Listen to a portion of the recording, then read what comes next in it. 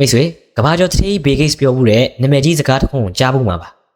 ခက်ခဲတဲ့အလုပ်တစ်ခုကိုလုပ်ခိုင်းဖို့အတွက်ကျွန်တော်ကလူပြင်းတွေကိုပဲရွှေ့မယ်ဘာလို့လဲဆိုတော့သူတို့ကအဲ့ဒီအလုပ်ပြီးဖို့လွယ်ကူဆုံးနည်းလမ်းကိုရှာတွေ့နိုင်လို့ပဲတဲ့ဒီစကားကိုကြားပြီးတော့ကျွန်တော်တို့တော်တော်များများစိတ်သက်သာရသွားတတ်ကြတယ်ဟာငါပြင်းနေတာငါညံ့လို့မဟုတ်ဘူးငါစမတ်ဖြစ်လို့ငါအုံနောက်ကအလွယ်ဆုံးလမ်းကိုရှာနေတာဆိုပြီးကိုယ့်ကိုယ်ဖြည့်သိမ့်တတ်ကြတယ်တကယ်လဲလောကမှာတီထွင်ဖန်တီးမှုတော်တော်များများလူတွေတက်တောင့်တက်တာနေရှင်ကြလို့ပေါ်ပေါက်လာတာတွေကြီးပါပဲလမ်းလျှောက်မှာပြင်းလို့ကားတွေပေါ်လာတယ်ဝိတ်လျှော်ရမှာပြင်းလို့စက်တွေပေါ်လာတယ်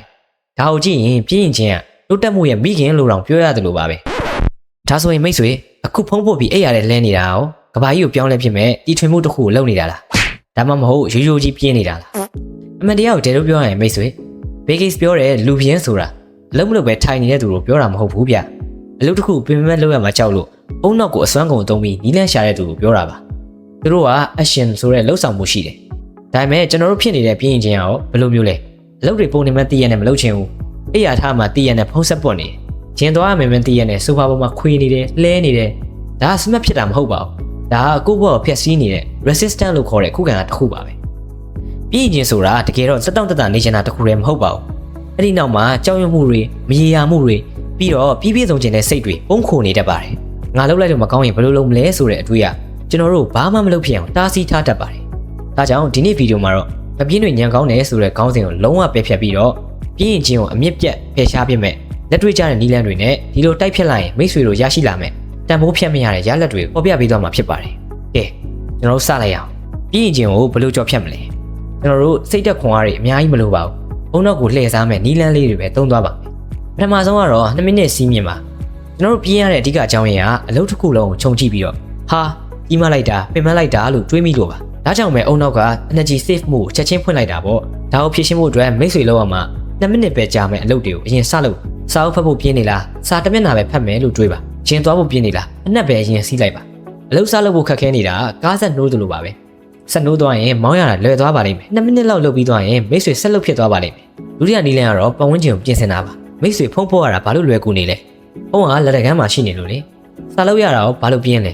စာအုပ်ကစပွဲအောက်ရောက်နေလို့စပွဲပေါ်မှာရှုပ်ပွားနေလို့ဖြစ်နိုင်တယ်ကောင်းတဲ့အလေးချင်းတွေအတွက် Darcy Friction ကိုရှော့ချပါမနေ့ပြင်မနေ့ကျင်သွားရင်ညကလေးကအဝတ်စားထုတ်ထားပါစာဖတ်ချင်ရင်စာအုပ်ကိုခေါင်းရင်းမှာတင်ထားပါမကောင်းတဲ့အလေးအကျင့်တွေအတွက်ကြတော့အသားစီးတွေကိုဖန်တီးပါဥပမာဖုံးကိုအဝေးမှာထားလိုက်တာမျိုးပေါ့တတိယကတော့ကိုကိုစုပေးတာပါငပြင်းရောကရလက်ကိုချက်ချင်းမမြင်လှုပ်ချင်စိတ်မရှိတာပါဒါကြောင့်အလုပ်တစ်ခုပြီးတိုင်းကိုကိုအသေးစားလေးတွေပြန်ပေးပါဒီ assignment ပြီးရင် coffee ကောင်းကောင်းထွက်တောက်မယ်ဒီလုပ်ပြီးရင်15မိနစ်ဂိမ်းဆုံးမယ်အုံနောက်ကိုအလုပ်လုပ်ရင်ပျော်စရာရမယ်ဆိုတော့သင်ပေးတာပါနောက်ထပ်အရင်ထိရောက်တဲ့နည်းလမ်းတစ်ခုကတော့ Mel Robbins ရဲ့9စက္ကန့်စီးမြင်ပါကျွန်တော်တို့ညံကောင်းတဲ့သူတွေအထွေးများတဲ့သူတွေမှာဖြစ်လိမ့်ရှိတာ analysis paralysis လို့ခေါ်တဲ့အခြေအနေပါ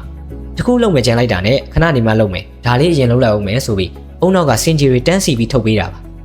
အဲ့ဒီစင်ဂျီတွေမဝင်လာခင်မိတ်ဆွေကလက်ဦးမှုရယူရပါမယ်လုပ်เสียရှိတယ်လို့သတိရလိုက်တာနဲ့ချက်ချင်း9 4 3 2 1လုံးမယ်ဆိုပြီးလုံးမြန်လှုပ်သလိုစိတ်ထဲကရှည်တွက်ပြီးထလှုပ်လိုက်ပါ9စက္ကန့်အတွင်းကိုယ်ကာယလှုပ်ရှားမှုတစ်ခုခုကိုမလုပ်ဖြစ်လိုက်ရင်မိတ်ဆွေရဲ့အုံနောက်ကအဲ့ဒီအလုပ်ကိုမလုပ်ဖြစ်ဖို့အတွက်တားပါလိမ့်မယ်ဒါကြောင့်မစင်းစားပါနဲ့မိတ်ဆွေ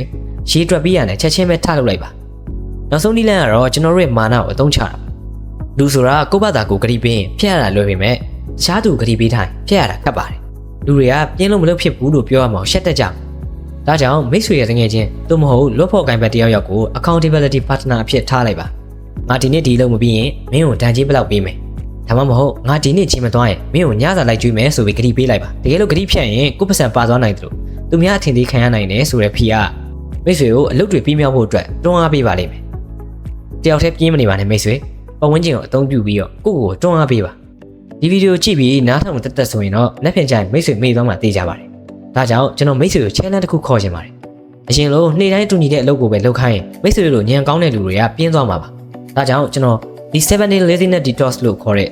challenge အသစ်တစ်ခုကိုဆက်လုပ်ကြပါမယ်ဒါက challenge တစ်ခုဆိုတာထက် game တစ်ခုဆော့ရတယ်လို့ပါပဲဒီ game မှာထူးခြားတာ mission တွေကိုမိတ်ဆွေကိုယ်တိုင်ဖန်တီးရမှာပါလာမယ့်9ရက်အတွက်ပထမရက်မှာဘာလုပ်မယ်ဒုတိယရက်မှာဘာလုပ်မယ်ဆိုတော့မိတ်ဆွေရဲ့လက်ရှိအခြေအနေနဲ့ကိုက်ညီအောင်ကိုယ်တိုင်ပဲရေးဆွဲရမှာဖြစ်ပါတယ်ဒီ challenge ကိုနားထောင်ပြီးတော့အေးကောင်းသားပဲလုပ်ကြည့်အောင်မဆိုပြီးကြော်သွားမယ်ဆိုရင်မိတ်ဆွေဘယ်တော့မှလုပ်ဖြစ်မှာမဟုတ်ပါဘူးဒါကြောင့်အခုချက်ချင်းလက်တွေ့စကြပါမယ်မိတ်ဆွေကိုကျွန်တော် public commitment အများရှိမှဂရုပြုခြင်းလုပ်ခိုင်းခြင်းပါတယ်အခုချက်ချင်းအောက်က comment မှာ မိတ်ဆွေရဲ့9ရက်စာ plan တွေကိုချရေးပေးပါကိုယ့်ရဲ့အစီအစဉ်ကိုလူသိရှင်ကြားရေးလိုက်တဲ့အတွက်ဂရိမတီမှာစိုးရင်တဲ့စိတ်ကမိတ်ဆွေကိုအလုပ်လုပ်ဖြစ်အောင်တွန်းအားပေးပါလိမ့်မယ်ပြီးရင်အရေးကြီးဆုံးအချက်ကအဲ့ဒီ comment ရေးပြီးဒီတိုင်းပြင်မထားပါနဲ့မိတ်ဆွေရဲ့ comment ကမိတ်ဆွေရဲ့မှတ်တမ်း blog ရှိပါပဲနေ့တိုင်းညဘက်ရောက်တိုင်းကို comment အောက်မှာ reply ပြန်ပြီးအောင်မြင်တဲ့နေ့တွေအတွက်ပထမနေ့အောင်မြင်တယ်ဒုတိယနေ့အောင်မြင်တယ်ဆိုပြီးပြန်လာပြောပေးပါဆရာဆက်တို့မိတ်ဆွေတို့ဘယ်လောက်ခီးရောက်နေလဲဆိုတာကိုသိနိုင်ဖို့ comment တွေ like ဖတ်ပြီးမှတ်သားထားပေးတော့မှာပါကဲမိတ်ဆွေရဲ့အင်းချင်းကိုအနိုင်ယူမဲ့ခီးလန်းလေးကိုအောက်က comment မှာအခုပဲစတင်လိုက်ပါဗီဒီယိုကိုအဆုံးသတ်နေနဲ့ပြောချင်တာကမိတ်ဆွေကျွန်တော်တို့အားလုံးမှာငပြင်းစိတ်ဆိုတာရှိကြတာကြီးပါပဲကျွန်တော်လည်းရှိပါတယ်ဒါပေမဲ့အောင်မြင်တဲ့သူနဲ့တာမန်သူကိုကွာခြားသွားစေတာကအဲ့ဒီငပြင်းစိတ်ကိုသူဘယ်လိုကင်တွယ်လဲဆိုတာပါပဲမိတ်ဆွေကညံကောင်းတဲ့သူဆိုတာကိုကျွန်တော်ရှုံးကြည့်ပါတယ်ဒါပေမဲ့အဲ့ဒီညံကောင်းမှုအလန့်အသက်မဖြုံးတိပစ်လိုက်ပါနဲ့ချပါလှုပ်ရှားပါကိုလိုချင်တဲ့အနာဂတ်ကိုကိုယ်တိုင်ဖန်တီးယူပါဒီဗီဒီယိုကမိတ်ဆွေတို့အတွက်အကျိုးရှိသေးတယ်ဆိုရင် like ပေးပြီးတော့မိတ်ဆွေလိုပဲပြင်းတက်တဲ့ငွေချင်းတွေကို share ပေးလိုက်ပါအောင်နော်နောက်ဘက်တွေမှာလည်းမိတ်ဆွေတို့အတွက်တိုးတက်စေမယ့်အကြောင်းအရာတွေကိုပဲဆက်တင်ပေးတော့မှာမဟုတ်လို့ဆရာတက်တို့ရဲ့ channel ကိုလည်း subscribe မလုပ်ရသေးရင်လုပ်ထားပေးပါအောင်နော်ကျွန်တော်နောက်ဗီဒီယိုမှာပြန်ဆောင်ကြပါ